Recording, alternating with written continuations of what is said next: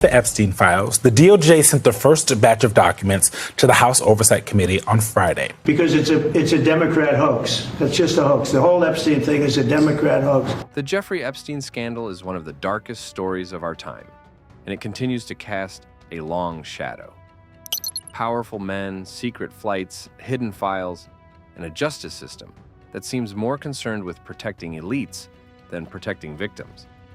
Recently, the U.S. Department of Justice handed over what they called Epstein files to Congress. Only 3% of the documents that were given to us were new. 97% were already in the public domain. But instead of exposing the truth, the documents turned out to be a distraction. 97% of what was released was already available online.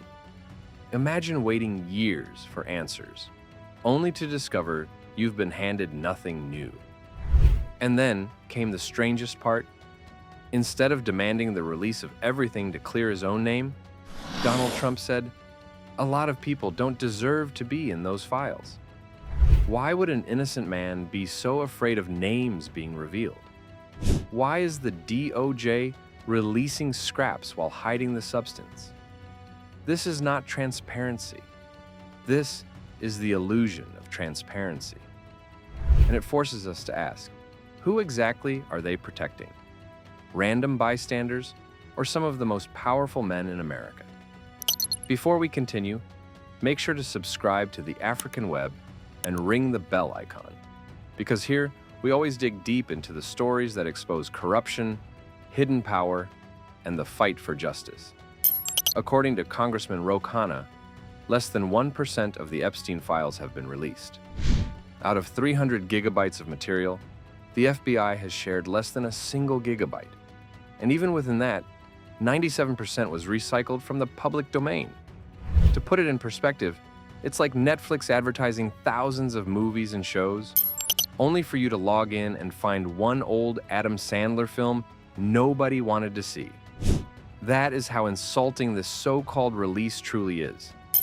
The DOJ only gave up these files because they were forced to under subpoena from Congress.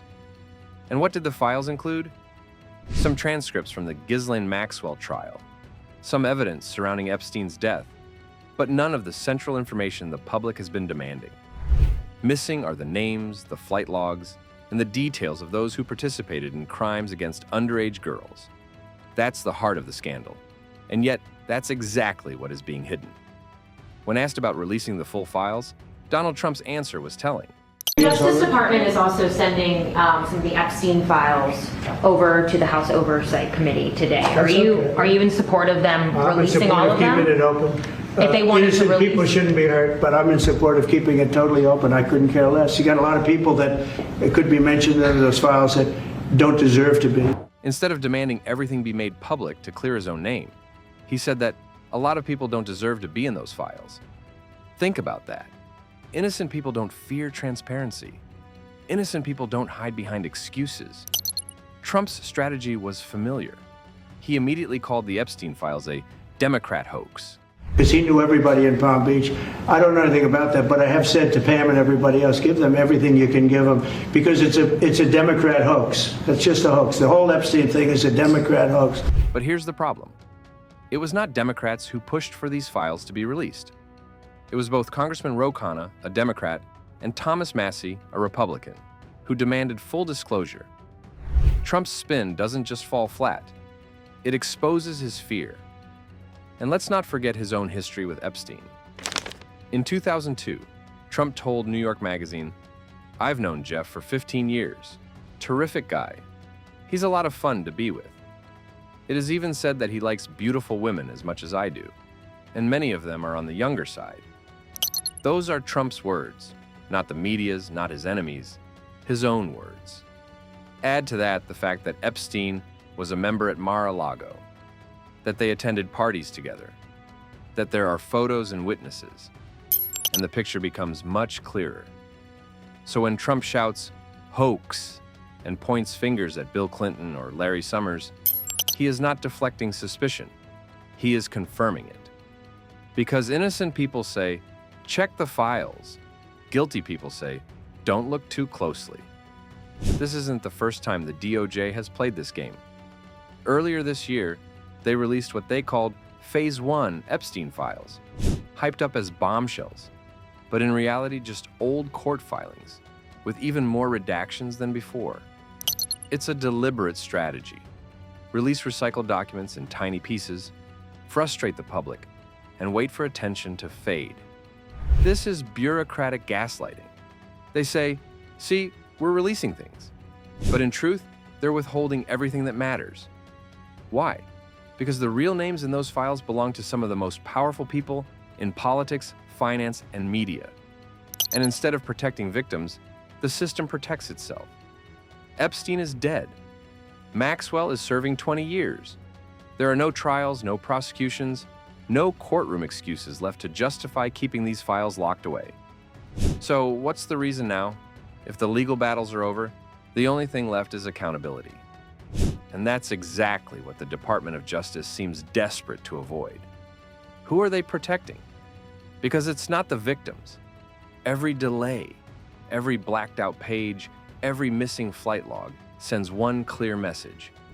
The truth is being buried, not for justice, but to shield the powerful. And the more they hide, the more suspicious it looks. The public isn't fooled by recycled filings anyone could find on Google. They want the truth. They want names. They want to know exactly who boarded those planes and who stepped foot on that island. So why is the DOJ working harder to protect billionaires, ex-presidents, and officials than to deliver justice to the victims? Every excuse sounds weaker than the last. Ongoing investigations? Epstein is dead. Maxwell is behind bars. Protecting innocent staff? Fine. Redact a few names. But don't pretend 300 gigabytes of files are impossible to process. The FBI can infiltrate terrorist networks, but not sort a hard drive in 5 years? That isn't incompetence. That's intention. And the longer the silence lasts, the clearer it becomes. What's being protected isn't innocence. It's guilt at the very top. At the heart of this scandal lies one burning question. What is Donald Trump hiding? The Department of Justice claims this is about privacy, about protecting investigations, about shielding the names of innocent people. But the reality is much simpler. When a system chooses to protect predators instead of protecting victims, it reveals itself to be rotten at its very core. This is not about privacy. This is about power. And when power protects itself, justice becomes impossible. So here's the truth that cannot be ignored.